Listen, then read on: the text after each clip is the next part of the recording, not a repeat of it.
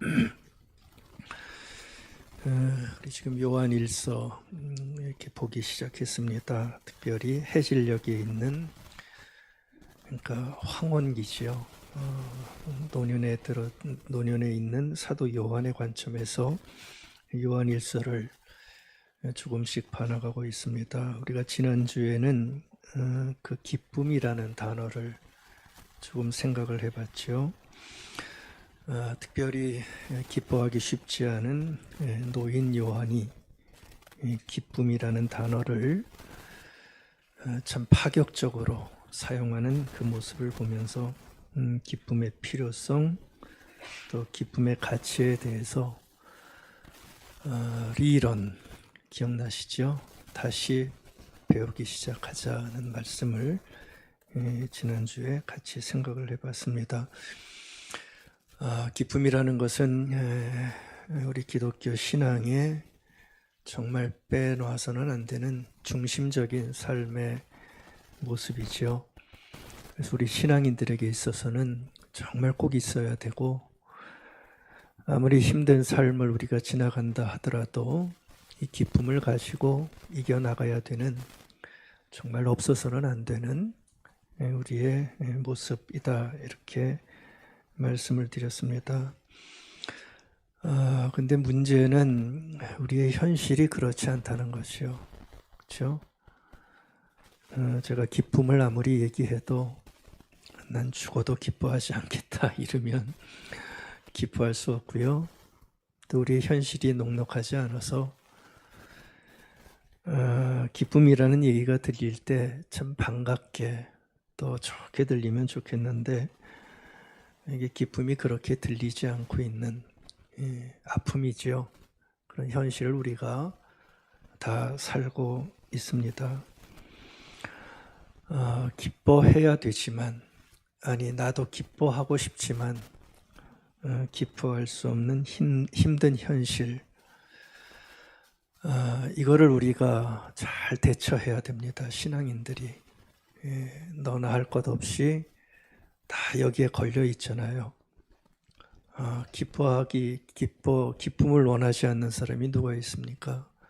다 기쁨을 원하지만 기뻐할 수 없는 힘든 현실에 걸려서 기뻐하지 못하는 이 문제, 어떻게 보면 기쁨을 얘기할 때 우리 교회가 해결해야 될, 신앙인들이 반드시 해결해야 될 문제가 여기 있다는 생각을 해보게 됩니다.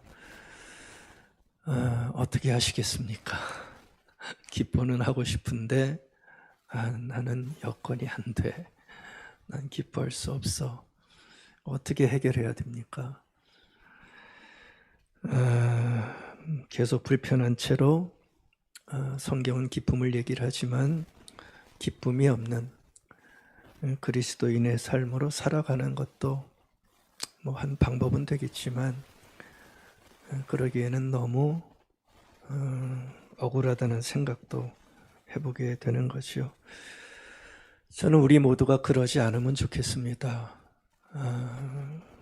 불편한 채로 기쁨 없이 상한 심령 안고 그대로만 살아가지 않으면 참 좋겠다. 이 말씀을 전하는 저의 굉장히 깊은 바람입니다. 이거를 해결해내면 해결해내는 그 모습이 있으면 좋겠다는 마음을 가지고 이 말씀을 보게 됩니다. 우리가 해보는 데까지는 해봐야 되지 않겠는가 하는 생각을 해보는 거죠.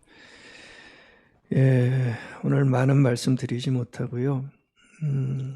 그 기쁨을 회복하는 문제에 대해서 도저히 기뻐할 수 없는 상황에서 그래도 뭔가 좀 해야 되겠다면 어떻게 이 기쁨을 우리가 살려내야 되는 그 모습을 가져야 되겠는가, 이런 차원에서 좀 말씀을 드리고 싶습니다. 제가 세 단어만 여러분들 기억하기 쉽게 말씀을 좀 드리려고 해요. 하나는 체념이라는 단어입니다. 우리가 기쁨을 회복할 때 이거를 우리가 반드시 생각해야 될 것 같아요. 체념이라는 단어 하나 있고요. 두 번째는 회개라는 단어를 좀 던져드리고 싶습니다. 그리고 세 번째 단어는 인내라는 단어입니다.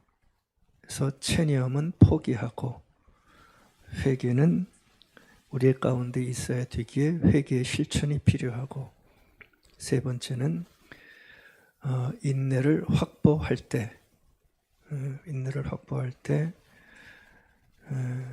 집 나간 기쁨, 그렇죠? 도저히 기뻐하기 힘들다고 생각하는 나의 마음을 좀 뒤집어서 그래도 기쁨 쪽으로 나아갈 수 있는 하나의 계기를 만들 수 있는 아마 모습이 저는 여기에 있다고 봐서 이런 세 단어 여러분들에게 오늘 아침 드리려고 합니다.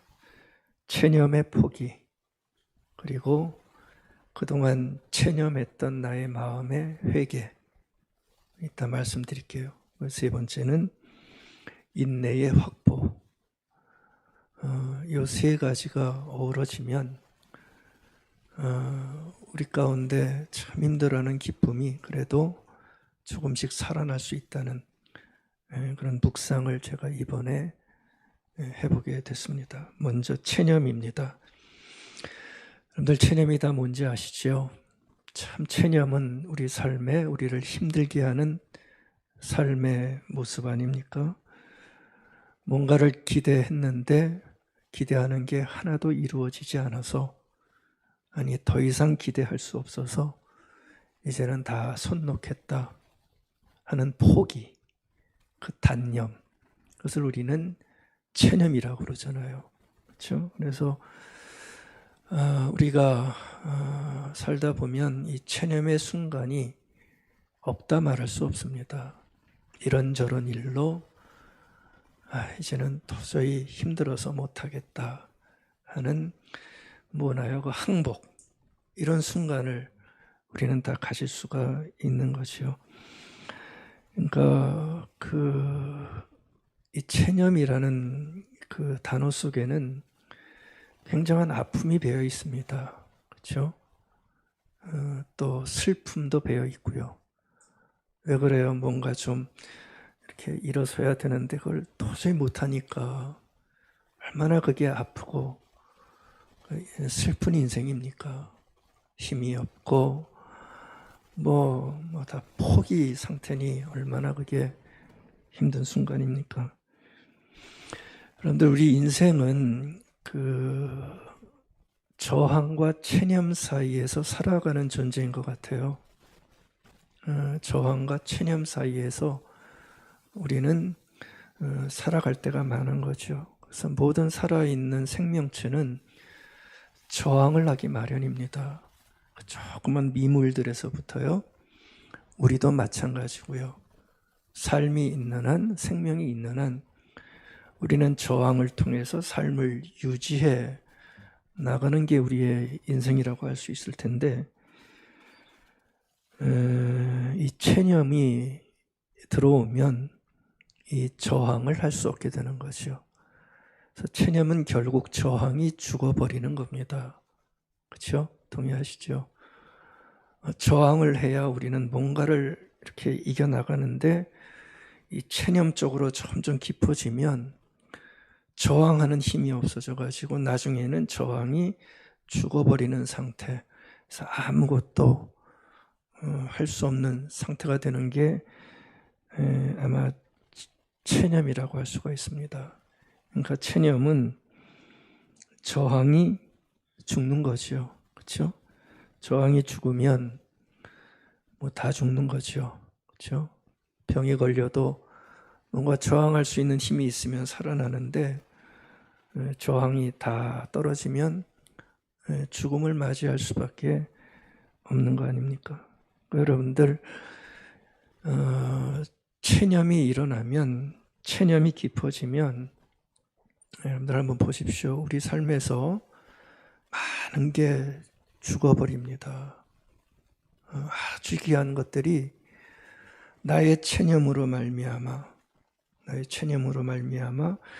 여러분들 아셔야 될 게 이 체념은 자신의 주관적인 생각으로 체념할 수도 있는 거예요. 진짜는 아닌데 그냥 자기가 체념하는 거죠. 그런 체념이 사실 더 무서운데 이 체념이 있게 되어지면 자신의 그 체념으로 인해서 참 많은 게 죽어간다고요. 대표적인 게 기쁨. 오늘 기쁨이랑 연결시키면 기쁨이 다 사라집니다. 체념이 일어나면 무슨 기쁨이 있겠어요. 나는 더 이상 못해.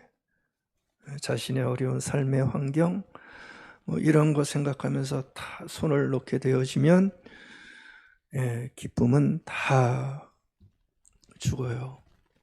기쁨이 있을 수가 없겠지요. 연민도 죽고요. 사랑, 이거 다 죽습니다. 감사, 이거 다 죽습니다. 체념이 우리를 그렇게 만들어 가는 거죠. 그러니까 제가 이번에 지은 말이 있는데 체념은 기쁨을 잡아먹는 저승사자다. 이렇게 좀 적어봤어요. 정말 그런 것 같아요. 저와 여러분들이 삶의 어떠한 이유인지 모르지만 삶의 어려운 순간을 거치다가 나 더 이상 못하겠다라고 포기하는 순간 저항은 죽어버려서 이런 귀한 것들이 나의 체념으로 말미암아 하나 둘씩 다 빠져나가게 됩니다. 기쁨, 사랑, 연민, 감사, 은혜, 믿음 다 사라져 버리는, 그러니까 보통 문제가 아닌 모습을 갖게 되는 거죠. 그러니까 여러분들 기쁨 하나로만 체념과 연관시켜 본다면 우리가 기쁨을 회복하고 이 소중한 우리의 삶을 추동하는, 내 삶을 받게 만들고 내 삶을 극복하게 만들고 내 삶을 이겨나가게 만드는 이 소중한 기쁨을 우리가 회복하기 위해서는 이 체념의 포기, 이게 우리에게 꼭 있어야 됩니다. 체념의 포기라는 것은 포기의 포기죠. 그렇죠? 체념이 포기라면 그 포기를 내가 포기할 줄 아는, 그 체념의 포기를 내가 만들어 나갈 때, 그 체념의 포기가 있을 때, 그때 사실은 우리가 다시 기쁨도 돌아오고 사랑도 돌아오고 그게 이루어지죠. 이 체념을 내가 포기하지 못하면 그 소중한 기쁨은 다시 회복하기가 굉장히 어렵게 됩니다. 우리가 기쁨이 힘들다, 도저히 기뻐할 수 없다, 기쁨이라는 단어가 기쁘게 안 들리고 냉소적으로 들리는 많은 이유 중에 저는 이 체념이 차지하는 비중이 굉장히 크다고 봅니다. 체념에 빠지게 있게 되면 이게 기쁨이라는 게 들어올 수가 없어요. 저항이 죽어 있기 때문에 다 죽어버리는 거죠. 그러니까 제가 앞에서 말씀드릴 때 이 기쁨의 딜레마를 우리가 좀 해결해야 되는데 이건 성도들의 문제입니다. 이 기쁨의 딜레마를 꼭 해결해야 되는데 제가 볼 때는 이 체념의 포기가 우리에게 꼭 일어나야 우리가 밝아질 수 있고 상한 심령 가운데서도 이겨낼 수 있는, 기쁨을 확보할 수 있는 그 삶을 가질 수가 있습니다. 그래서 이 체념의 포기는 우리 신앙인들에게 있어서 참 중요한 삶의 모습이 되어지는 거지요. 고린도후서 1장 8절부터 9절 한번 보시겠습니까? 여기 보면 사도 바울의 고백이 나오는데 사도 바울도 우리처럼 체념할 뻔했던 순간이 있었던 것 같아요. 그래서 그것을 지금 고백하는 장면이 거기 기록되어 있습니다. 8절을 제가 읽습니다. 형제들아, 이제 얘기를 하는 거죠. 자기 경험을. 우리가 아시아에서 당한 환난을 너희가 모르기를 원하지 아니하노니 힘에 겹도록 심한 고난을 당하여 살 소망까지 끊어지고 우리는 우리 자신이 사형 선고를 받은 줄 알았으니, 이제 그 다음입니다. 이제 그 상태를 극복하고 해석하는 바울의 모습이죠. 이는 우리로 자기를 의지하지 말고 오직 죽은 자를 다시 살리시는 하나님만 의지하게 하심이라. 이런 얘기를 지금 바울이 고백하고 있습니다. 그러니까 바울이 지금 어떤 상황인가요? 굉장히 힘들었다는 얘기죠. 그래서 어느 정도로 힘들었다고 이해해야 합니까? 사형 선고를 받은 줄 알았다. 무슨 얘기예요? 다 끝난 줄 알았다는 거예요. 다 끝났다. 나는 이제 더 이상 할 게 없다. 나는 이제는 뭐 희망도 하나도 없다. 뭐 방법이 없다. 지금 바로 그 얘기하고 있는 거죠. 이게 무슨 상태예요? 체념의 상태죠. 그렇죠? 우리가 항변하는 그 상태입니다. 목사님, 난 도저히 기쁨이라는 단어를 받아들일 수 없어요. 당신이 알듯이 내 형편에 무슨 기쁨입니까? 지금 이 얘기하는 거나 똑같다고요. 그렇죠? 이 체념의 상태까지 간 거예요, 바울도. 근데 바울이 참 감사하고 위대한 건 뭐냐면 그 체념의 상태에서 머물지 않고, 아마 거기에 바울의 기도가 있었고 믿음이 죽지 않았겠죠. 뭔가 저항을 했던 것 같아요. 그래서 그 체념의 상태에 대한 바울의 해석이 변하지 않습니까? 그러니까 체념으로 끝나지 않고 바울은 그 순간에 체념을 포기한단 말이죠. 그렇죠? 보여주십니까? 체념의 포기가 바울에게는 있었던 거예요. 여러분들, 체념의 포기가 의미하는 바는 다른 게 아닙니다. 한번 잘 들어보십시오. 체념을 포기했다는 것은 결국은 자기 자신을 포기했다는 거예요. 이게 굉장히 중요한 의미입니다. 체념의 포기는 결국 뭘 포기하는 거냐면 자기 자신을 포기하는 거예요. 어떤 자기 자신을 포기하는 줄 아십니까? 자신이 가지고 있었던 어떠한 자만, 아마 이런 얘기 잘 못 들어보셨을 것 같은데요. 여러분들, 체념의 극치가 뭔지 아세요? 체념의 극치에 가면 자기가 남아요. 그래서 저는 생각할 때 체념의 마지막은 자만이다라는 생각을 해봤어요. 왜 자만입니까? 자만이죠. 여러분들, 체념의 마지막에 가게 되면 사람은 누구의 말도 안 들어요. 아십니까? 오로지 자기만 남는 것 같아요.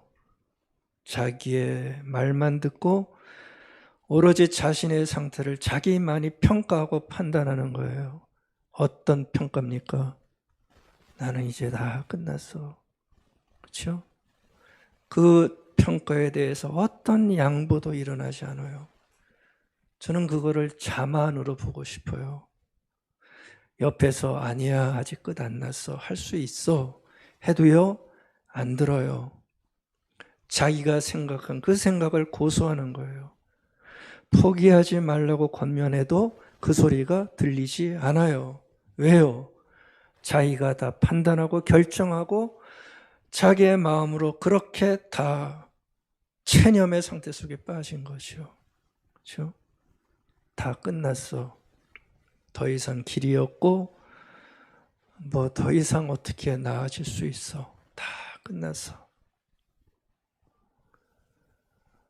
이거를 연약함으로 볼 수도 있지만 저는 이번에 이거를 자만으로 봐도 되겠다, 그렇게 생각했어요.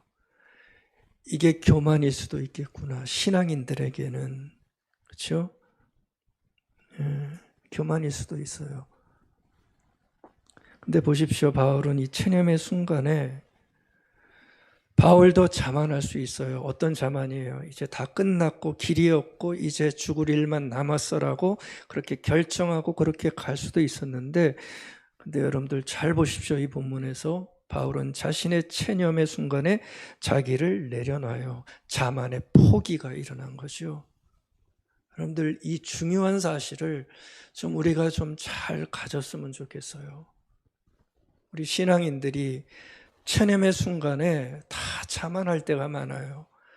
안 들어요. 아니라고만 말해요. 끝이라고만 말해요. 길이 없다라고만 말해요. 그래서 기쁨도 잃어버리고 믿음도 잃어버리고 언제나 그 안에서 상한 심령 속에서만 평생을 밝은 웃음 한 번 웃지 못하고 살아갈 때가 얼마나 많습니까? 그건 하나님 앞에서 자만이고 교만일 수도 있다는 사실을 우리가 좀 이해해 볼 필요가 있어요. 근데 바울은 그 자신의 자만을 오늘 본문 보시면 알겠지만 포기를 해요. 어떻게 자신을 포기합니까? 자신은 의지할 대상도 아니고 그 체념의 순간을 이길 만한 실력도 능력도 없다는 것을 바울은 인정한 것이요. 여러분들, 우리는 정말 어려운 순간, 그 체념의 순간에 왜 체념하냐 하면 그것을 해결할 힘이 나에게 있다고만 생각하는 거죠. 그렇죠? 그래서 자기를 포기를 안 하니까 자꾸 다 체념하게 되는 겁니다. 근데 바울은 여기서 깨달은 게 뭐냐 하면 그 체념의 순간에 나는 내가 의지할 내가 아니라는 것. 그렇죠? 나는 그 체념의 순간을 이길 만한 어떤 실력도 능력도 힘도 없다는 것을 바울이 간파를 합니다. 그리고 그 자만 대신에 어떻게 하기 시작해요? 보셨어요? 9절? 하나님을 향해서 방향을 더 깊게 전환하기 시작하는 모습이 보여지죠. 자기를 의지하지 않고 하나님만 의지하게 하심이니라. 아멘. 여러분들 이 말씀을 우리 다 체념의 순간 가지고 살아가는 사람들인데 이렇게 고백을 하면 얼마나 좋을까요? 그 체념을 이렇게 해석하는 바울의 모습 속에는 자기가 뭔가를 할 수 있다고 하는 자신의 실력을 내려놓는 겸비함이 여기에서 보여집니다. 그래서 바울은 전환시키고 있어요. 체념에서 믿음으로, 그렇죠? 체념에서 믿음으로, 자신에서 하나님으로 방향을 전환시키고 있죠. 여러분들, 우리가 체념으로 인해서 만약 기쁨을 내가 도저히 누릴 수 없다라고 생각하신다면 이 장면도 한번 마음 깊이 고민하시고 묵상해 보시기 바랍니다. 이 체념의 포기가 일어나지 않는 한 방법은 없는 것 같아요. 우리는 언제나 우울하고 언제나 과거에 매여서 아주 밝은 해맑은 그 모든 것을 해결한 자의 믿음의 모습을 우리는 누리지 못하게 될 거예요. 체념을 포기할 때만, 체념의 자만을 포기할 때만, 그래서 믿음으로 하나님으로 우리의 방향을 바꿀 때만 우리는 기쁨을 확보하는 시작을 할 수가 아마 있게 될 것 같습니다. 중요한 건 여러분들, 체념은 불행한 거 아닙니까? 체념은 불행입니다. 이거 끌고 갈 필요가 없지 않습니까? 더 안타까운 것은 체념은 자신만 불행하게 만들지 않습니다. 자기 옆에 가장 소중한 사람들까지 합해서 불행하게 만들고요. 삶 전체를 그렇게 만들어 가게 되는 거죠. 그래서 체념은 버리는 게 답이지요. 그렇죠? 체념은 버리는 게 답입니다. 체념을 포기할 때 체념으로 인해서 잊어버린 많은 것들이 서서히 돌아오기 시작한다는 것, 기쁨도 당연히 돌아오기 시작한다는 것, 기억해 했으면 좋겠어요. 두 번째가 회개를 말씀드렸죠. 이 차원에서 드리는 회개는 다른 게 아닙니다. 이걸 회개하자는 거예요. 어떤 걸 회개하자냐면 그 체념에 묶여가지고 이렇게 하나님을 인정하지 않았던 자만의 모습, 그렇죠? 체념에 묶여서 자만했던 자신에 대해서 뉘우치고 회개하는 것, 그거를 저는 회개의 실천으로서 우리가 체념을 내려놓았다면 이 단계까지 가야 된다는 거예요. 더 깊게 하나님을 바라봐야 된다는 거죠. 주님, 정말 힘들지만, 우리의 다 고백 아닙니까? 정말 힘들지만 체념하지 않고 이제 좀 다시 내가 일어서 보겠습니다. 이게 회개의 실천입니다. 회개의 실천입니다. 하나님을 의지하고 하나님의 이끄심을 인정하는 쪽으로의 방향 전환, 그래서 일어서려고 하는 나의 실행의 모습, 그게 회개의 실천에 들어가는 삶의 모습이죠. 여러분들 이 회개의 실천이 있을 때 이 회개가 우리의 기쁨의 회복을 견인시켜 나갑니다. 우리를 끌고 가는 거예요. 그렇죠? 이때의 기쁨은 내가 만들어내는 기쁨이 아니라 성령께서 선물로 주시는 기쁨이 작동하기 시작합니다. 성령의 은사 중에 기쁨이 들어가잖아요.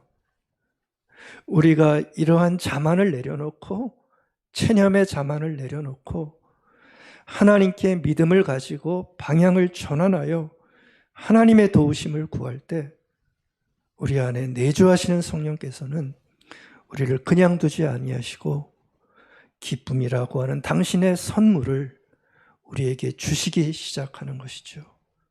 그래서 이 선물을 우리가 누리기 시작할 때 기쁨이 점점 커지는, 그래서 도저히 내 힘으로 할 수 없다고 늘 항변하기만 하는 우리의 삶이 변화되어지기 시작하는 그러한 모습을 가질 수가 있게 되는 겁니다.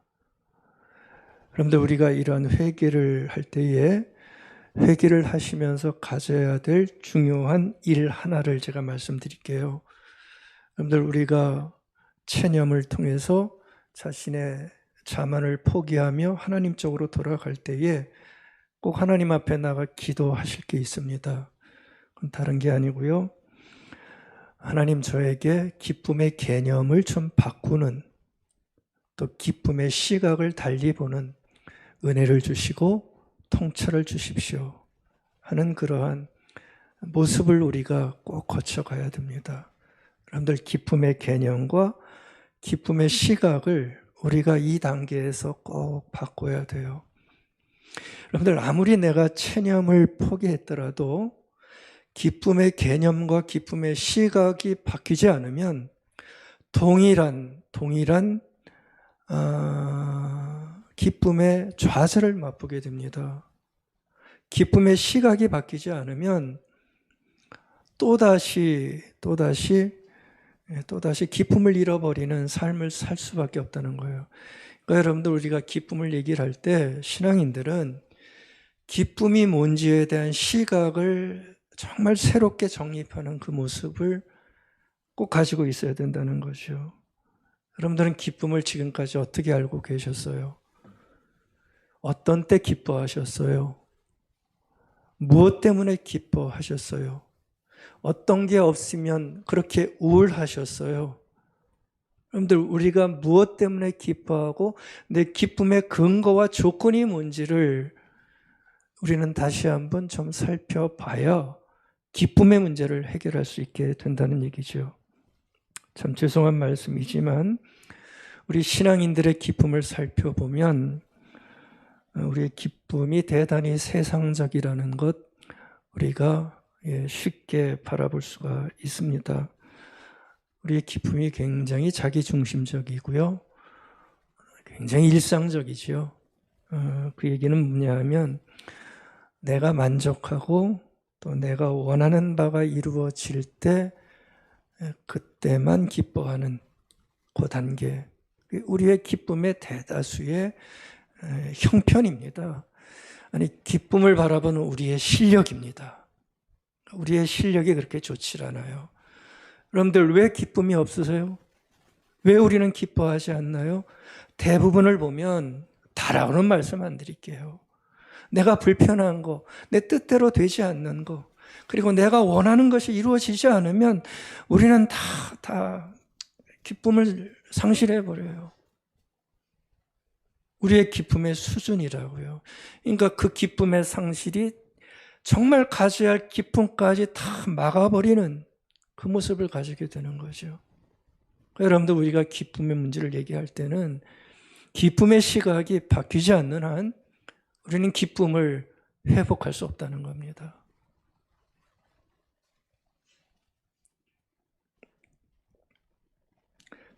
바울이 말하는 기쁨, 또 성경이 말하는 기쁨을 보면 분명합니다. 우리가 생각하는 기쁨을 넘어서는 기쁨이라는 거. 여러분 다 아신다고 생각하시겠지만 한 번 더 꼭 이번 기회에 기억해 두시면 좋겠어요. 우리가 요한 사도에게서 봤지만 여러분들 요한의 상황을 한번 보시기 바랍니다. 요한의 상황을 보시면 이게 뭐 조건으로 따지면 기뻐할 게 있습니까? 그렇죠? 다시 한번 말씀드립니다. 노인이 뭐가 기뻐요? 노인은 기쁠 수 없어요. 우리식으로 얘기하면. 아무리 뭐 많이 가져도요, 노인은 기쁠 수가 없어요. 뭐가 기뻐요, 노인이? 노인은 기쁠 수가 없어요. 근데 요한을 우리가 보는 이유는 뭐냐 하면 요한을 한번 다시 보자고요. 왜 기쁨을 얘기를 하냐고요. 도대체 뭐 때문에? 왜 요한은 그냥 기쁨이 아니라 기쁨의 충만을 요구하는 수준까지 갔냐고요. 이것만 확보하면 글쎄요, 우리의 노년은 그렇게 쓸쓸함으로만 일관할 것 같지는 않아요. 아니, 우리의 삶이 기쁨이 없다고 늘 풀죽어서 체념의 모습으로만 살 것 같지는 않아요. 도대체 요한은 왜 기쁘냐고요? 뭐 때문에 기쁘냐고요?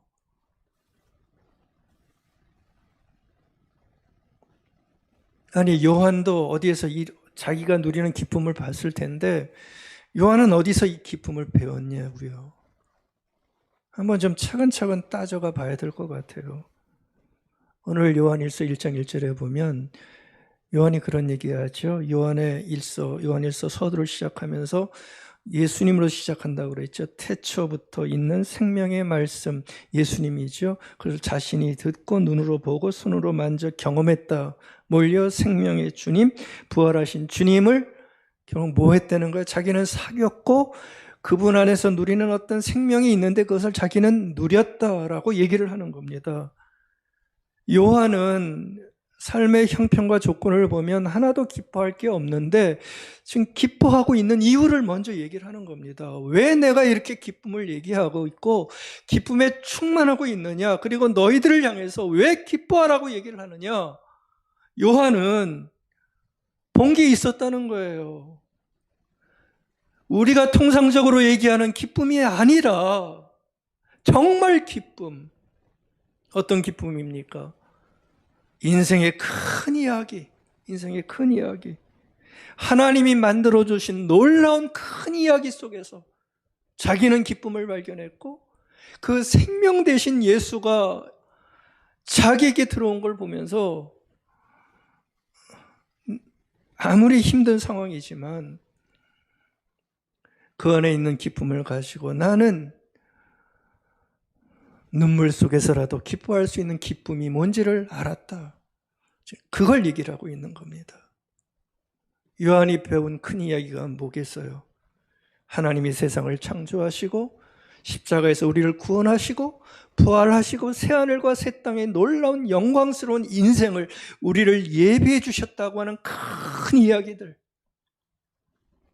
그러니까 자기의 삶에서 일어나는 그 순간적인 그 하나의 사건으로 삶을 보는 게 아니라 그 순간적인 사건 속에는 슬픔도 있고 고난도 있고 기쁨도 있겠죠. 근데 그걸로만 인생을 판단하는 게 아니라 큰 이야기, 이 말씀 하시겠죠. 전 인생을 놓고 하나님께서 인도하시는, 자기는 그것을 예수의 말씀을 통해서 받고 예수의 부활을 통해서 내가 누렸고 새하늘과 새 땅의 계시를 보면서 나는 그것을 분명히 누렸다는 거죠. 요한은 거기서 기쁨을 발견한 거예요. 여러분들 요한복음 15장 9절부터 11절 말씀 한번 보시기 바랍니다. 요한복음입니다. 요한복음도 누가 지었죠? 사도 요한이 역시 90년대 근처에 지은 아주 노년에 저작한 요한기도, 요한사도의 기록입니다. 근데 거기 보면 요한은 자신이 기억하고 있는 주님의 어떤 말씀 중에서 여기 기쁨에 관한 말씀 하나를 거기서 기록해 주고 있어요. 숱한 얘기를 들었는데 오랜 한 60년 지난 후에 기억나는 말씀 중에서 기록한 기쁨에 관한 말씀 하나를 바로 이 부분에서 기록해 주고 있어요. 9절입니다. 아버지께서 나를 사랑한 것 같이 나도 너희를 사랑하였으니, 이건 주님이 하시는 얘기입니다. 나의 사랑 안에 거하라. 제자들을 향해서 말하는 겁니다. 내가 아버지의 계명을 지켜 그의 사랑 안에 거하는 것 같이 이제 너희들도 내 계명을 지키면 내 사랑 안에 거하는 사람이 된다. 내가 이것을 너희에게 말하는 것은 나에게 기쁨이 있는데 그 내 기쁨이 이제는 너희 안에도 있어서 너희 기쁨을 정말 충만하게 하고 싶기 때문에 내가 이 얘기를 하는 것이다. 이렇게 기쁨에 관한 한 대목을 전해주고 있어요. 그러니까 주님은 제자들에게 뭘 원하신 거죠? 뭘 원하신 거예요? 기쁨을 원하신 거예요. 아멘. 돈 좀 많이 생기길 원하지. 그렇죠? 좀 부자 돼, 너희들. 근데 그게 아니고요. 기쁨을 원하세요. 참 멋지지 않습니까? 난 너희들이 평생 살 때 좀 기뻐하기를 원한다.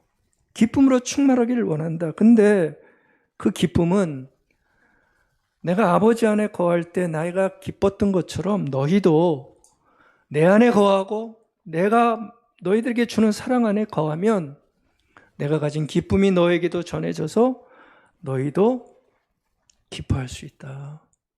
이렇게 얘기를 하고 있습니다. 여러분들 기쁨의 조건을 발견하셨어요? 기쁨의 조건이 뭔가요? 한번 대답해 보세요. 여러분들 이것을 분명히 고백하시고 아셔야 돼요. 정말 기쁨을 원하신다면. 기쁨의 조건이 뭐냐고요? 여러분들 지금까지 신앙생활하면서 기쁨의 조건을 어떻게 알고 고백하고 기뻐하셨어요? 기쁨의 조건은 나오네요. 주님 안에 거하고 주님과 함께하는 데서 놀라운 기쁨이 만들어지고 기쁨은 온다. 너희들이 때로 인생에 자기 뜻대로 되지 않는 어떠한 실패, 마음에 안 드는 그런 일들로 인하여 상심할 수 있지만 근데 내 안에서 기쁨을 누리면 그 모든 것도 이겨나갈 수가 있다. 이 말씀하는 거죠.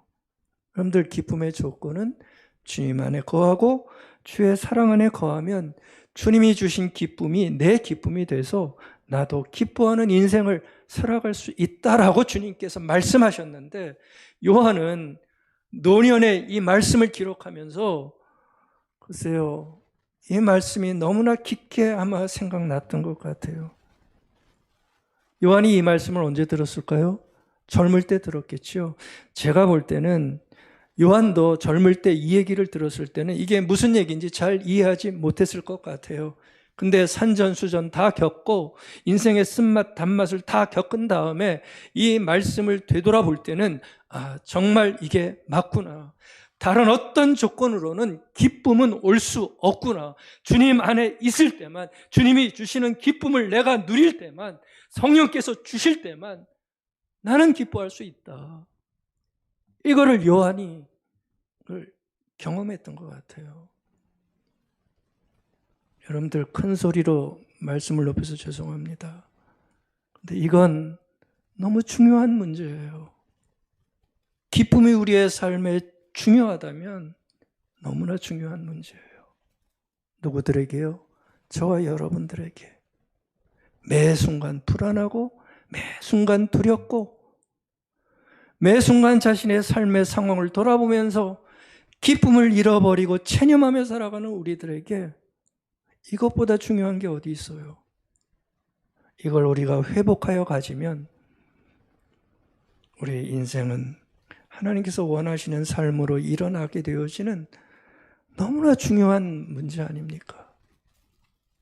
기쁨의 조건을 우리는 제대로 볼 수 있어야 돼요.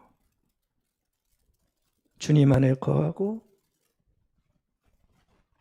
주님께서 하셨던 그 일을 내가 하고 주님의 마음을 깊게 품고 주님의 성품과 뜻에 동참하여 내가 살아갈 때 거기서 기쁨은 나오고 거기서 나오는 뜨거운 감정의 폭발, 그게 바로 기쁨이라는 얘기입니다. 우리는 이러한 차원의 기쁨을 회복할 필요가 있습니다. 나의 만족, 나의 원함의 성취, 기뻐할 수 있습니다. 그 기쁨은 오래가지 못합니다. 진정한 기쁨은 바로 여기서 나온다는 거예요. 내 안에 거하여 내가 하는 일을 하고 내 마음을 품고 일상의 삶을 거룩하고 복되게 살아갈 때 거기에서 기쁨이 물밀듯이 들어온다. 그게 기쁨의 조건이다. 들렸으면 좋겠습니다. 사랑하면 예뻐집니까? 안 예뻐집니까? 사랑하면 예뻐져요. 그렇죠? 섬기면 뿌듯해집니까? 신경질 납니까? 뭔가 어디 가서 열심히 섬기고 봉사했어요. 신경질 나세요? 아니면 뿌듯해지세요? 그렇죠? 뿌듯해지고 오히려 기쁘지요. 섬김이 기쁨을 주는 거예요. 여러분들 다 이유가 있는 거예요. 사랑 속에, 감사 속에, 헌신 속에, 봉사 속에 주님의 마음이 있고 주님의 뜻이 있잖아요. 기쁨은 그런 데서도 올 수 있습니다. 주님이 바로 그걸 얘기를 하는 거예요. 저는 이 부분에서 할 얘기가 너무 많아요. 이렇게 해서 기쁨을 되찾은 사람들, 다 체념하며 죽어가던 사람들이요, 섬기고 봉사하며 사랑을 나눌 때 회복되어진 그 아름다운 모습들이 얼마나 많이 있는지 몰라요. 여러분들도 꼭 이렇게 웅크려 있지만 마시고 한번 꼭 생각해 보시기 바랍니다. 제가 성경 몇 구절 찾아왔어요. 그리스도인들이 어떻게 기뻐했는지, 어떤 조건에서 기뻐했는지 제가 성경으로만 말씀드릴게요. 사도행전 5장 41절입니다. 사도들은 예수의 이름 때문에 모욕을 당할 수 있는 자격을 얻게 된 것을 기뻐하면서 공의에서 물러나왔다. 자, 저 문장 한번 보시기 바랍니다. 얼마나 이상한 문장입니까? 모욕이라는 단어와 기쁨이라는 단어가 어떻게 되어 있어요? 어떻게 되어 있어요? 연결되어 있잖아요. 이런 법이 어디 있습니까? 모욕당했는데 뭐 했다고요? 기뻐했다. 대단한 멘탈이죠. 여러분들, 사도들은 모욕을 당했는데 기뻐했대요. 그렇죠? 우리의 상식으로는 말이 안 되는 얘기입니다, 솔직히. 우리는 조금만 싫은 소리 들어도 그냥 나가야 되는데 모욕을 당했는데 기뻐했다. 그냥 그 맛만 보시기 바랍니다. 이 어울릴 수 없는 두 단어가 어울리고 있다는 거. 고린도후서 8장 2절. 그들은 큰 환난의 시련을 겪으면서도 기쁨이 넘치고 극심한 가난에 쪼들리면서도 넉넉한 마음으로 남에게 베풀었습니다. 이것도 도저히 생각할 수 없는 매칭 아닙니까? 환난과 기쁨이 어떻게 연결이 되어져요? 연결할 수 없어요. 우리의 상식으로는. 우리가 환난 때문에 다 기쁨을 잃어버렸는데, 근데 여기 보니까 환난과 기쁨이 같이 가고 있어요. 극심한 가난과 넉넉한 마음이 같이 가고 있어요. 말이 안 되는 얘기를 하고 있단 말이에요. 근데 이게 가능하다고 얘기하는 것이 오늘의 메시지 아닙니까? 기뻐할 수 있대요. 기뻐할 수 있대요. 고린도후서 6장 10절. 근심하는 사람 같으나 항상 기뻐하고, 가난한 사람 같으나 많은 사람을 부유하게 하고, 아무것도 가지지 않은 사람 같으나 모든 것을 가진 사람입니다. 엄청난 대비가, 그럴 수 없는 대비가 계속해서 우리에게 쏟아져 들어오고 있습니다. 그러니까 여러분들, 기쁨이라는 하나의 현상, 내 삶의 태도는 꼭 기억하십시다. 만사 형통할 때만, 내 조건에 맞을 때만, 내가 기뻐할 때만 오는 어떠한 감정이 아니라는 거, 이것만은 우리가 기억해야 돼요. 여러분들, 그리스도인들에게 기쁨은 분명합니다. 주님께서 가신 그 길을 내가 그대로 걸어갈 때 거기서 기쁨이 옵니다. 틀림없는 사실입니다. 그래서 우리는 거기서도 기쁨을 찾을 수 있어야 됩니다. 언제까지 신앙인들이, 하나님의 교회가 기쁨의 조건을 자기 만족에서 찾으면 어떡하겠습니까? 성공과 부와 그런 것에서만 기쁨의 조건을 찾으면 어떡하겠습니까? 그런 기쁨은 우리의 기쁨이 아닙니다. 그리스도인들에게 기쁨은 하나님을 신뢰하고 사랑할 때 바로 거기서 나오는 능력입니다. 그래서 기쁨은 능력입니다. 신앙인들에게. 왜요? 이런 말도 안 되는 상태에서 기뻐하기에 이건 능력입니다. 우리들에게 기쁨은 사랑입니다. 믿음입니다. 소망입니다. 이 기쁨을 우리가 확보해야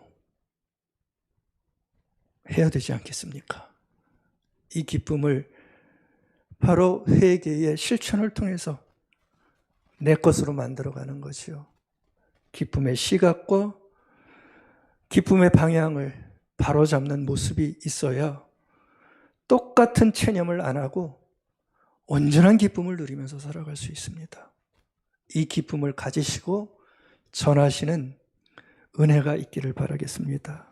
세 번째 기쁨의 조건은 인내를 말씀드렸지요. 이것도 상당히 우리에게 중요한 기쁨의 회복의 모습입니다. 여러분들, 인내는 다른 게 아닙니다. 시각을 변화시킨 우리에게 요청하는 요청입니다. 회개를 한 우리에게 주님께서 원하시는 요청이 바로 인내라는 것이요. 인내라는 것이요. 인내라는 것은 겪는 것이고 참아내는 거 아닙니까? 여러분들 생각해 보십시오.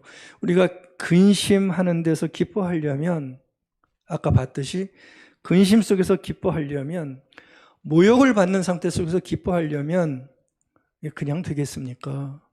그렇죠? 안 되죠. 그때 필요한 게 인내라는 거예요. 여러분들, 우리가 주께서 주시는 기쁨을 가지고 살아가기 위해서는 인내를 확보할 때 그 기쁨을 내가 길게 가져갈 수 있다는 말씀을 제가 드리고 싶은 겁니다. 그러니까 우리는 인내 없이는 기쁨을 내 것으로 만들 수가 없다는 얘기죠. 여러분들, 고난은 우리 인생에 변할 수 없는 상수입니다. 고난이 없는 사람 없습니다. 언제나 고난은 가지고 있습니다. 그러면 기쁨을 포기하겠습니까? 아닙니다. 고난이 우리 인생의 상수라면 인내는 바로 그 상수인 고난을 넘어서게 만드는 성품의 상수. 무슨 얘기입니까? 항상 가져야 될 나의 마음의 자세. 그것이 인내라는 얘기입니다. 그러니까 고난의 상수를 이겨내려면 인내라는 상수가 내 안에 만들어져서 그 고난의 상수를 넘어갈 때만 우리는 기쁨을 확보할 수가 있게 된다는 것이요. 저는 인내가 우리 신앙인들에게 있어서 굉장히 중요하구나라는 것을 생각해 봤어요. 여러분들, 기쁨은 인내가 만들어내는 결과물입니다. 그렇죠? 인내를 확보하지 못하면 주께서 주시는 기쁨은 이게 쉬운 기쁨이 아니기에 확보할 수가 없습니다. 그러니까 기쁨은 인내가 나에게 확보되어질 때 만들어지는 삶의 결과물이라는 거죠. 눈물을 흘리며 씨를 뿌리는 자는 기뻐하며 거두어 들이리라. 시편 120편 5절의 말씀입니다. 힘들어서 눈물을 흘리지만 중단하지 않고 인내하며 씨를 뿌리며 나갈 때 체념을 포기하고 하나님의 인도하심을 구하면서 주께서 주시는 삶의 길을 내가 묵묵히 걸어갈 때 우리의 씨는 흩어지지 않고 기쁨의 열매를 거두게 될 것이라고 하는 고백을 우리는 받을 필요가 있습니다. 인내는 우리의 단어는 아니지요. 인내는 굉장히 낯선 단어가 되어버렸습니다. 인내하면 바보예요. 그렇죠? 인내하면 바보죠. 뭘 참아요 그걸. 요즘은 세상이 인내하는 사람은 가치가 없는 사람이에요. 즉각 반응해야 되고요. 즉각 나의 어떤 것들을 표현해야 대접받는 세상이에요. 인내는 굉장히 낯선 덕목이에요. 하지만 기억하십시오. 인내 속에는 아직도 버릴 수 없는 굉장한 힘과 매력을 가지고 있다는 거. 여러분들 꼭 기억하시기 바랍니다. 여러분들 인내를 꼭 살펴보십시오. 인내 속 깊은 곳에는 우리가 그토록 원하는 성취라는 씨앗이 숨겨져 있습니다. 동의하십니까? 인내 깊은 속에는 성취의 씨앗이 숨겨져 있어요. 인내하면 그것이 발화하여 성취를 만들어내는 힘을 가지게 되는 거죠. 여러분들 인내 속에는 너무나 삶에 중요한 우리의 관계를 유지시켜주는 힘이 거기에 있습니다. 여러분들 우리는 인내하지 못해서 소중한 관계를 딱딱 다 끊어버리잖아요. 그렇죠? 근데요, 인내 속에는 우리의 깊은 관계를 유지시켜주는 굉장한 힘을 우리에게 가지게 만들어주는 뭔가가 있다는 거예요. 여러분들 우리는 변화를 다 원하죠. 나를 바꾸고 너를 바꾸고 가정을 바꾸고 싶다면 인내라는 덕목이 없으면 꿈 깨시기 바랍니다. 안 바뀝니다. 인내가 있을 때만이 바뀝니다. 여러분들 체념을 이기게 하는 힘이 의지인데 의지도 인내 속에서 나옵니다. 아멘. 인생의 봄은 인내하는 자가 맞는 기쁨입니다. 믿음과 소망과 사랑도 인내가 없으면 나의 것이 될 수 없습니다. 인생의 답은 인내하는 자가 발견하는 겁니다. 또 뭐가 있을까요? 여기까지는 제가 묵상해서 얻은 결론들입니다. 또 뭐가 있을까요? 인내는요, 매력적인 단어입니다. 포기하지 마십시다.